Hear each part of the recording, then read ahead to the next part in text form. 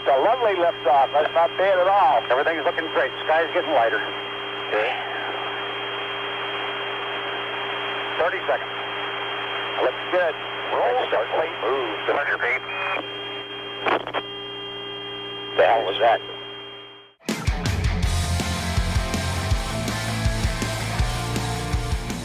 Everyone knows the success story of Apollo 11. And everyone knows the harrowing story of the crew of Apollo 13 because that too was made into a Hollywood blockbuster film and it starred Tom Hanks. But what about the mission in between there? Who remembers the mission and crew of Apollo 12? Hi, I'm Chris May, writer, producer, and host of This Day in Weather History, now in its second year from the Weather Network in Canada. Just 36 seconds after liftoff, a bolt of lightning shot out like a rocket, excusing the pun, from the gray clouds that covered the launch site, striking the Saturn V as it climbed towards space. This day in weather history. So Apollo 11 makes the history books and into the movies by being the first to land men on the moon. Apollo 13 makes history and a movie by almost being lost in space. So I guess Apollo 12 was just so routine that it was somehow insignificant? Apollo 12 blasted off from Cape Canaveral carrying NASA astronauts Charles Pete Conrad, Alan Bean, and Richard Dick Gordon on the second human mission to the moon. These men deserve to be remembered and revered for battling the weather and winning. The prize? Their lives. Thankfully, the Saturn V booster itself was largely unaffected by the lightning strike, but the ship, with her crew, continued toward orbit. And this is where things started to go wrong.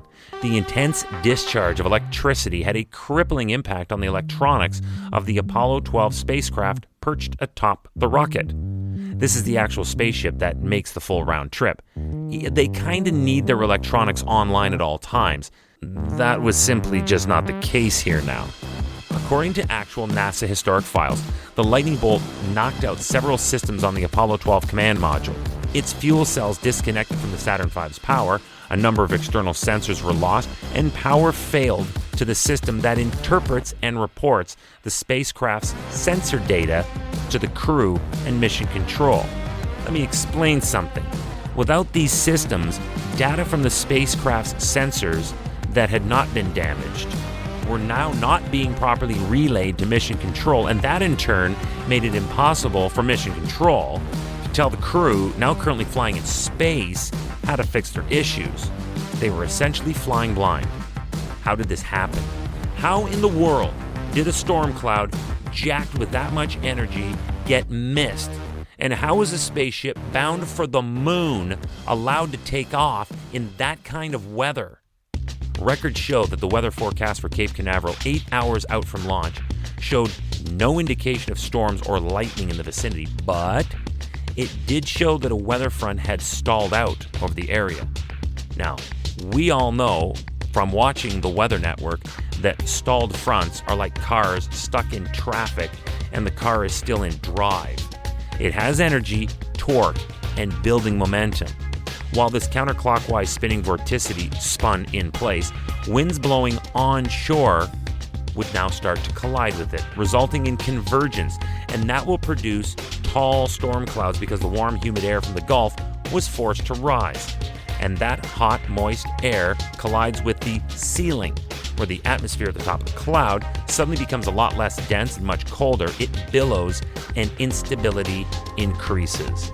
Then, with just 3 hours to go before launch, a NASA public affairs officer reported, and I quote, "We appear to have a pretty good rainstorm going on in the vicinity of the launch pad at this time. However, it is not interfering with any of our operations in the count. The weather forecast is still go for launch as far as our 11:22 a.m. Eastern Standard Time T0 is concerned." The thing that we have learned in the time since that moment is that any storm nearby is a bad storm nearby. Even if the storm had moved on and away from the launch site, there should have still been a concern.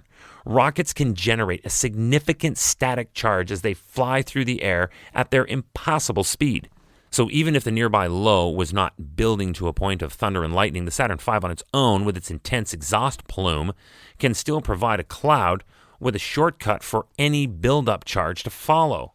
The rocket itself, just by tearing through a cloud deck on its way through the Earth's atmosphere, can cause its own lightning. Good thing is that it was not for our Apollo 12 astronauts, because they made it to the moon and they made it back. But they had the most frightening start to their mission that launched on November 14th of 1969, this day in weather history.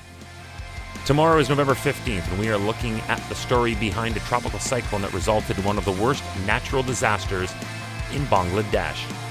This will tell the story of the extremely severe cyclonic storm Cedar that, on November 15th of 2007, went on to devastate tomorrow on this day in weather history with me, your host, Chris May.